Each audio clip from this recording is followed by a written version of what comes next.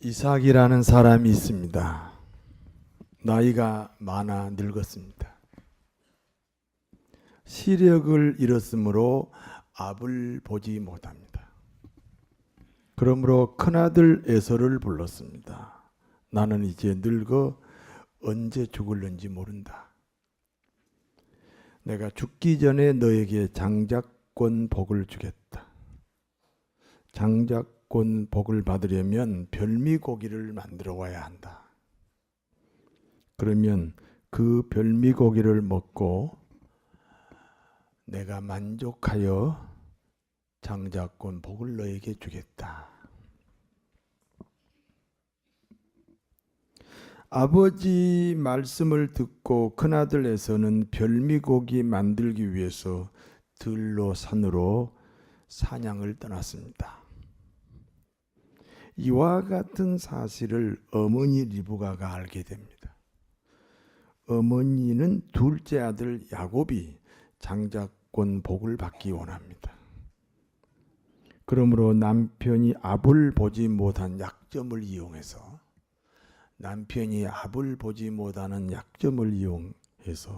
둘째 아들 야곱이 큰아들 에서라고 남편을 속여 장자권 복을 받도록 모든 계획을 세웠습니다.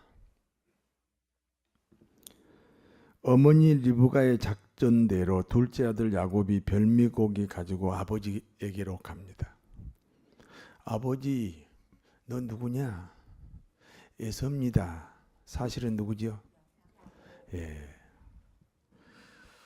사실은 야곱인데 아버지에게 에서라고, 형님이라고 속이는 거죠. 너 목소리가 야곱 같다.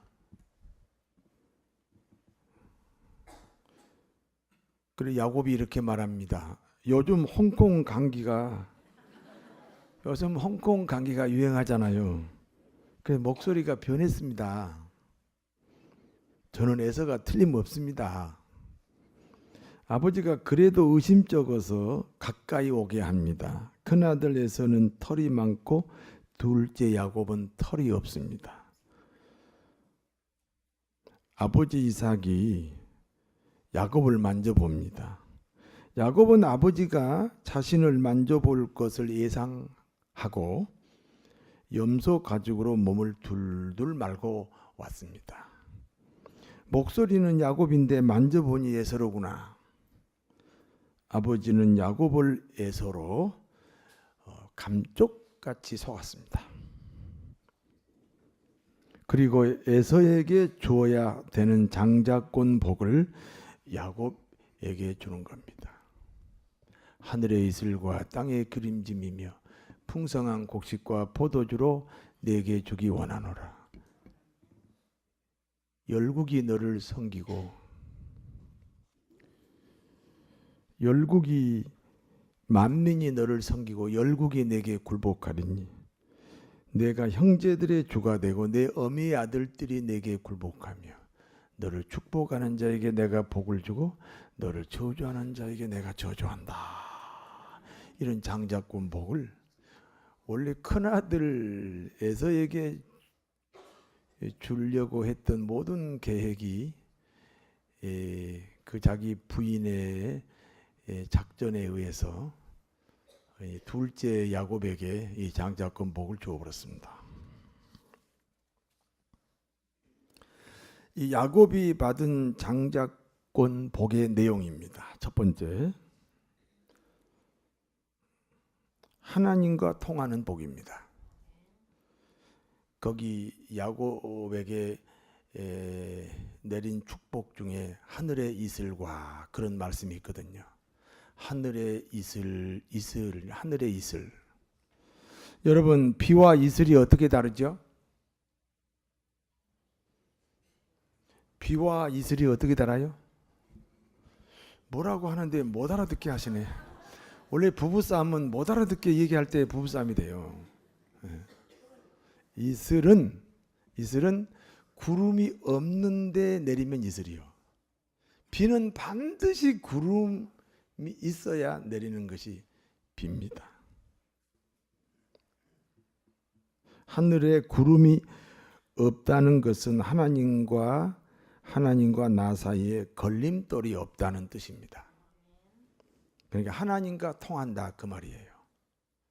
하늘에서 이슬이 내린다 그 말은 하나님과 통한다 그런 의미가 있습니다. 이스라엘 백성들이 광야 생활합니다. 광야는 어떤 곳입니까? 식물이 자랄 수 없어요. 사람이 먹을 수 있는 식물을 절대로 구할 수 없는 곳이 광야예요. 그와 같은 광야에 아침에 이슬이 내립니다.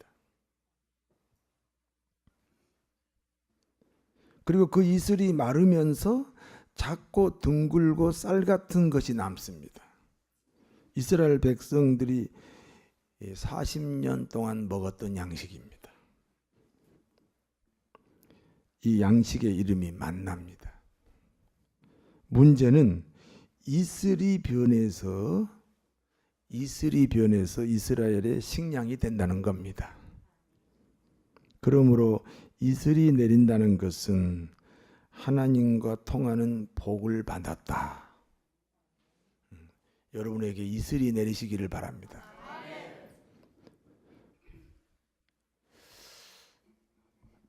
어떤 지방에 노인이 계시는데요. 이 노인은요, 정말 복을 많이 받은 분이에요.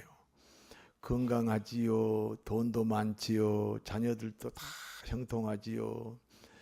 세상에 근심 걱정이 없는 노인이 있어요. 이 근심 걱정이 얼마나 복을 받았길래 이렇게 근심 걱정이 없는 그런 할아버지인가. 이 소문이 임금님에게까지 들렸어요. 그래서 임금님이 그 노인에게 근심 걱정을 내가 좀 만들어줘야 되겠다. 근심 걱정을 좀 만들어줄 목적으로 그 노인을 불렀어요. 그리고 임금님이 이렇게 말씀합니다. 내가 노인장한테 아주 귀한 구슬을 줄 테니까 그 구슬을 가지고 갔다가 석 달 열흘 만에 다시 가지고 오라. 이 노인이 그 구슬을 받아가지고 이제 석 달 열흘 되면 다시 올 계획을 세우고 그 구슬을 가지고 집을 떠났습니다. 그 노인이 떠난 다음에 임금님이 아주 힘센 장수를 불렀어요. 저 노인 뒤따라가라. 그래가지고 저 노인에게서 구슬을 빼앗아서 강물에 던져버려라. 그런데 그 노인이 이제 자기 집을 가려면 배를 타고 가야 돼.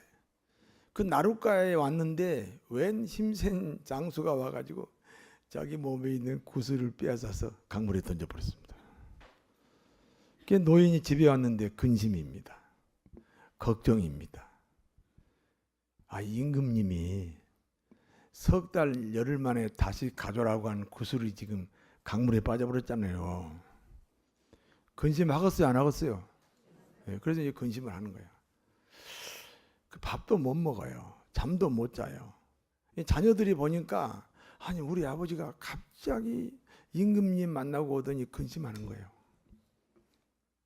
그래서 며느리가 시아버지를 위해서 시장에 가서 잉어를 한 마리 사왔습니다. 그 잉어를 사가지고 용봉탕을 만들어야 돼. 용봉탕을 만들려면 잉어의 배를 갈라야 돼. 그렇죠? 배를 갈랐더니 그 구슬이 나오는 거예요. 그래서 그 구슬을 그 시아버지한테 아버님, 아니 그 아버님에게 내가 식사를 안 하시고 그래서 용봉탕을 해드리려고 이 잉어 배를 갈랐더니 이런 구슬이 나왔네요. 그러니까 노인이 그걸 보니까 자기가 그 빼앗겼던 구슬이에요. 임금님이 자기에게 주면서 석 달 열흘 후에 다시 오라고 하는 그 구슬이에요. 그래서 그 노인이 막 깜짝 놀래가지고 그 구슬을 가지고 근심이 없어져서 안아줬었어요. 그래서 이제 자녀들한테 얘기한 거예요. 사실 내가 이 구슬을 임금님에게 받아가지고 내가 석 달 열흘 후에 다시 가지고 가야 되는데 어떤 장수가 와가지고 그걸 빼앗아 가지고 강물에 던졌는데 아유 그게 그 구슬을 잉어가 먹어가지고 그 구슬이 다시 우리 집으로 왔다고. 그래서 그 노인이 이제 석 달 열흘이 돼서 그 구슬을 가지고 임금에게 갔습니다. 임금이 오히려 놀랐어요. 그래서 장수를 불렀어요. 아니 너는 그 구슬을 빼앗아서 강물에 던지라 하니까 어떻게 됐냐? 저 던졌습니다. 근데 그 구슬을 누가 먹었다고요? 그리고 그 잉어를 누가 샀다고요? 며느리가. 그게 사람이 했어요? 하나님이 하셨어요? 하나님과 통해야 한다니까. 네.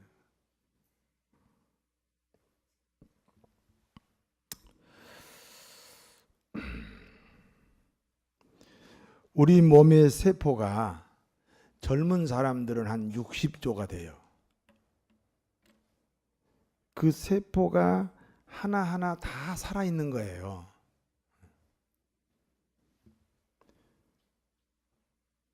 그 살아있는 60조의 세포에게 중요한 것은 질서입니다. 질서를 잘 지켜야 돼요. 질서를 지키지 않는 세포가 있습니다. 그 세포를 암세포라고 합니다. 그 암세포는 누구나 하루에 3,000개 이상 생깁니다. 하루에 3,000개 정도 암세포가 생기는데도 암 환자가 되지 않는 이유가 있습니다. 그 암세포를 잡아먹는 NK세포가 있습니다. 그러니까 NK세포가 없으면 우리 모두는 다 암 환자가 되는 거예요. 여기 NK세포를 활성화시키는 호르몬을 엔돌핀이라고 합니다. 어느 의사가 60조 세포를 다 관리합니까? 하나님만이 60조 세포를 관리할 수 있습니다. 그러므로 하나님과 통해야 됩니다. 암세포를 죽이는 NK세포를 어느 병원에서 만들 수 있습니까? 하나님이 만드십니다. 하나님과 통해야 됩니다. NK세포가 활성화되도록 엔돌핀을 누가 만들어요? 근데 엔돌핀이 많이 나오게 하는 방법이 있어요. 많이 웃어야 돼요. 많이 웃으면 엔돌핀이 많이 나와요. 또 하나가 있어요. 목매달아 죽을 때 엔돌핀이 많이 나와요. 뭘 선택하시겠어요? 네. 많이 웃으시기 바랍니다. 이 엔돌핀을 누가 만듭니까? 하나님이 만드십니다. 하나님과 통해야 됩니다. 장자권자가 되면 하나님과 통하는 복이 있습니다. 혹시 투병하시는 분들은 오늘 하나님이 고치실 줄로 믿습니다. 두 번째, 재물과 통하는 복입니다. 여러분, 이 세상에서 제일 빠른 게 뭐예요? 그렇죠. 빛이죠. 빛이요. 저를 보세요. 똑딱 이게 몇 초요? 똑딱 1초에 지구를 7바퀴 반을 돌아요. 빠르죠? 그런데 빛보다 더 빠른 게 있어요. 빛이 빠르다는 것을 사람의 지혜로 알아내잖아요. 사람의 지혜가 그러니까 빛보다 더 빠릅니다. 아니 사람의 지혜로 컴퓨터를 만들어내잖아요. 근데 컴퓨터가 사실은 빛보다 더 빨라요. 다시 말씀드릴게요. 이 세상에서 제일 빠른 게 빛입니다. 그 빛이 빠르다는 것을 알아내고 그 빛을 조정할 수 있는 것이 인간의 지혜예요. 그래서 인간의 지혜가 빛보다 더 빨라요. 그런데 사람의 지혜보다 더 빠른 것이 있습니다. 그것은 돈입니다. 사람이 아무리 지혜로워도 돈을 잡을 수가 없습니다.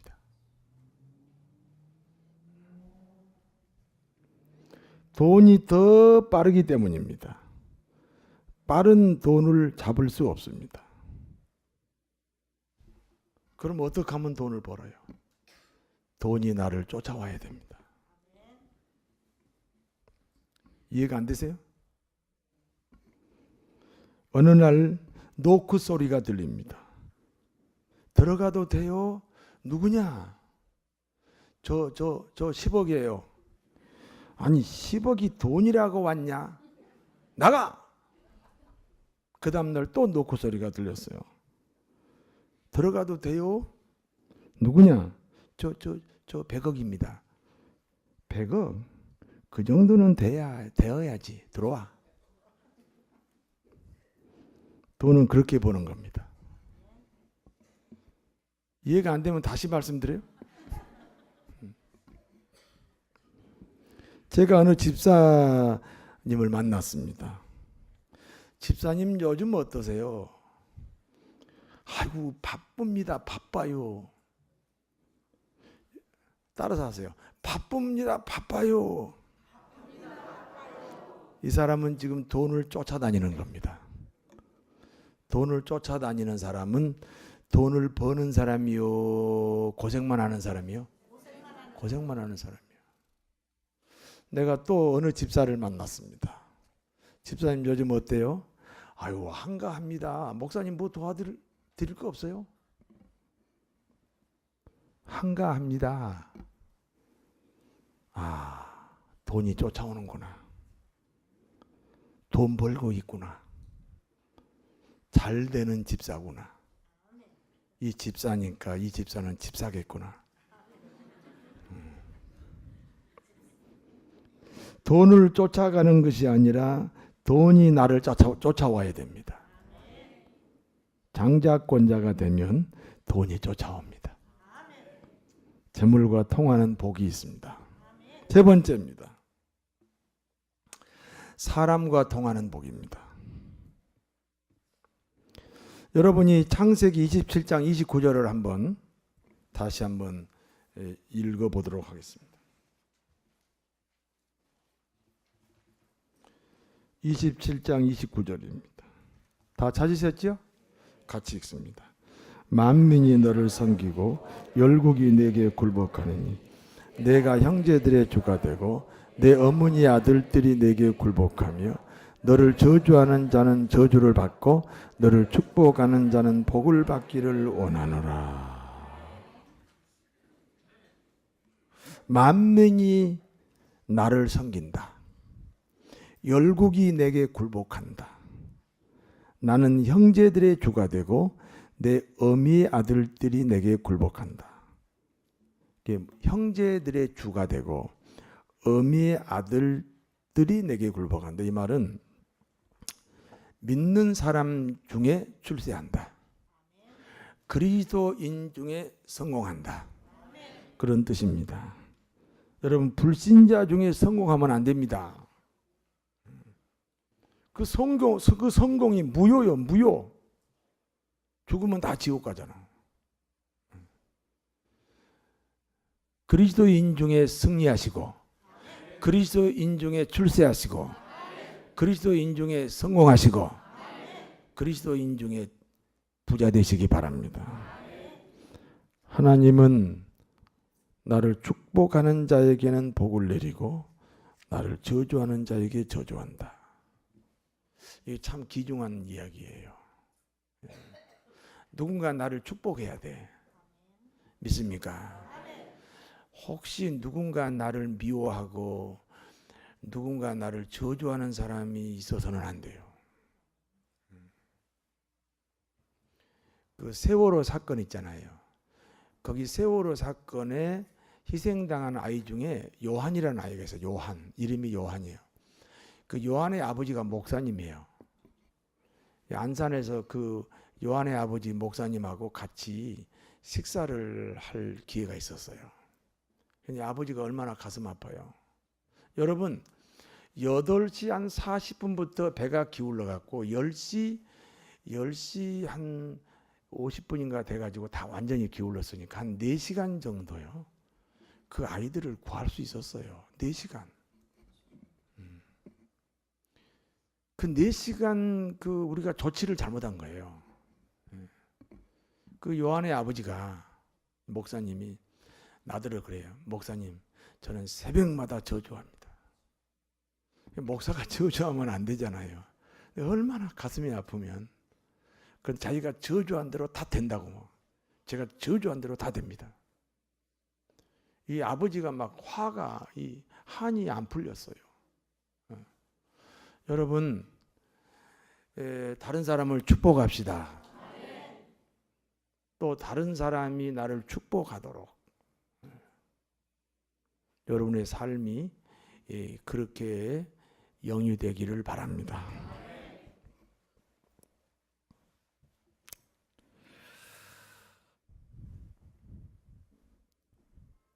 모든 축복의 통로는 사람입니다. 누구를 만나느냐에 따라 축복이 되기도 하고 누구를 만났느냐에 따라 저주가 되기도 합니다.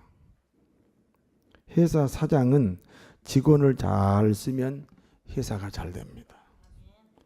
회사 사장은 직원을 잘못 쓰면 회사가 망하기도 합니다. 결혼도 만남의 축복입니다.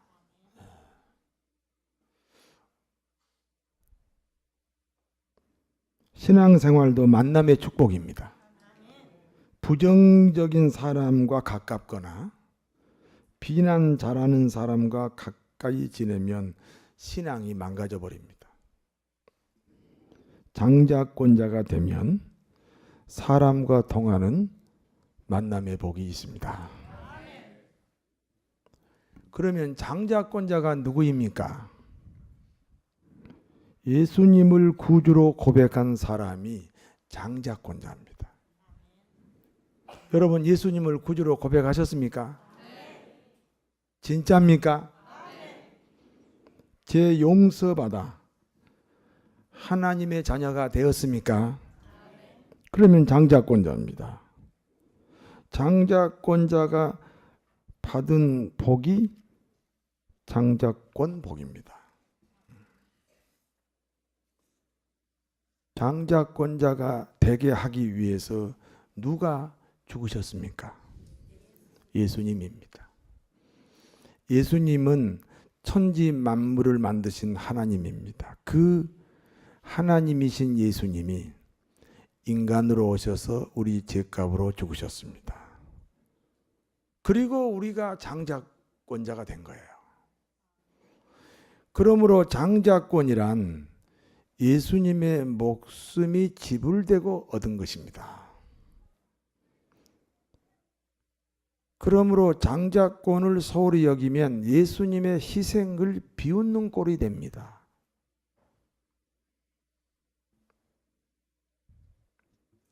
그러므로 자신의 신앙 고백과 그 신앙 고백 때문에 받은 직분은 그러므로 자신의 신앙 고백과 그 신앙 고백 때문에 받은 직분은 자신의 목숨보다 귀하다는 분명한 고백이 있어야 됩니다. 야곱은 어떤 사람입니까? 장자권자가 되기 위해서 아버지를 속이고 형님을 배신했습니다. 그러니까 비도덕적이고 비윤리적인 행동을 했습니다. 여러분 따라서 하세요. 장자권이란 그 가치가 예수님과 동일합니다. 그러므로 세상의 도덕, 세상의 윤리를 뛰어넘어야 됩니다. 이 장자권이 세상의 도덕, 세상의 윤리 안에 갇혀 있으면 안 됩니다. 그보다 더 귀하니까요. 다시 말해서 천륜과 인륜을 뛰어넘어 장자권을 귀하게 여기는 사람이 바로 야곱입니다. 예수 믿으면 저와 여러분도 야곱처럼 장자권자가 됩니다. 장자권자라고 해서 장자권 복을 받는 것은 아닙니다. 예를 들면 암행어사가 마패를 호주머니에 넣고 다니면 거지입니다.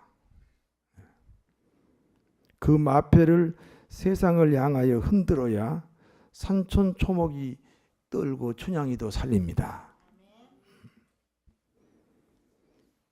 장자권자라면 그 장자권을 야곱처럼 천륜을 뛰어넘고 인륜을 뛰어넘을 만큼 귀하게 여겨야 합니다. 그러면 장자권 복이 옵니다. 하나님과 통하고 재물과 통하고 사람과 통하게 됩니다. 어떤 사람은 그래요. 목사님, 제가 형편이 좀 풀리면 제가 열심히 봉사도 하고 그럴게요. 형편이 풀리면, 그 말은 장자권을 귀하게 여기지 않는 거예요. 신앙 고백을 했다면, 신앙 고백 때문에 내가 무슨 직분을 가졌다면 이거는 예수님의 목숨하고 바꾼 거예요. 그런데 형편이 풀리면 하시겠다? 영원히 안 풀립니다. 이것은, 이 장자권은 내 목숨보다 더 귀한 거예요. 누구하고 그 가치가 똑같아요? 예수님하고 똑같아요. 이 장자권을 귀하게 여기세요. 야곱처럼. 원래 아버지 속이면 안 되죠. 형님 배신하면 안 되죠. 그러나 이 장자권만큼은 아버지를 속일지라도, 형님을 배신할지라도, 그럴지라도 이건 내가 얻어야 된다. 이건 더 귀하니까.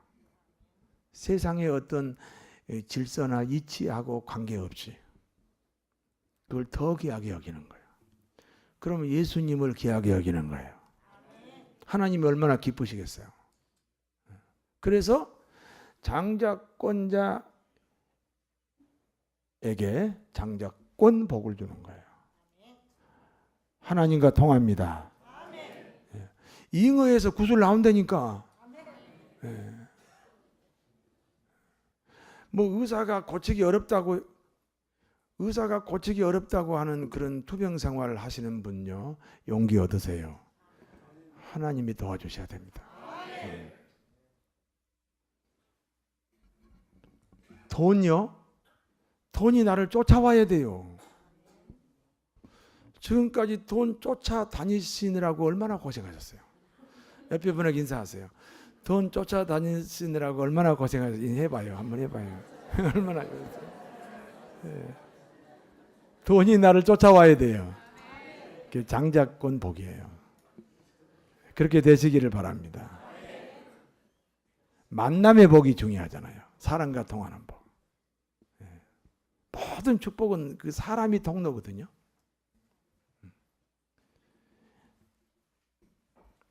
장자권자가 되시고 장자권 복을 누리시기를 진심으로 축원합니다. 기도하겠습니다.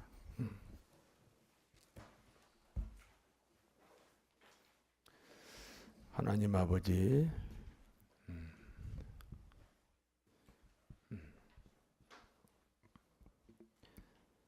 우리 모두는 다 장자권자입니다. 그런데 장자권자니까 무조건 장자권 복을 받는 게 아니고 그걸 얼마나 귀하게 생각하느냐.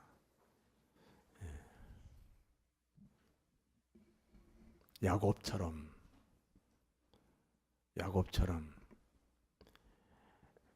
그렇게 귀하게 여기면 야곱이 받은 장자권 복 받습니다. 하늘과 통하고 재물과 통하고 사랑과 통하게 하여 주옵소서. 예수님 이름으로 기도하옵나이다.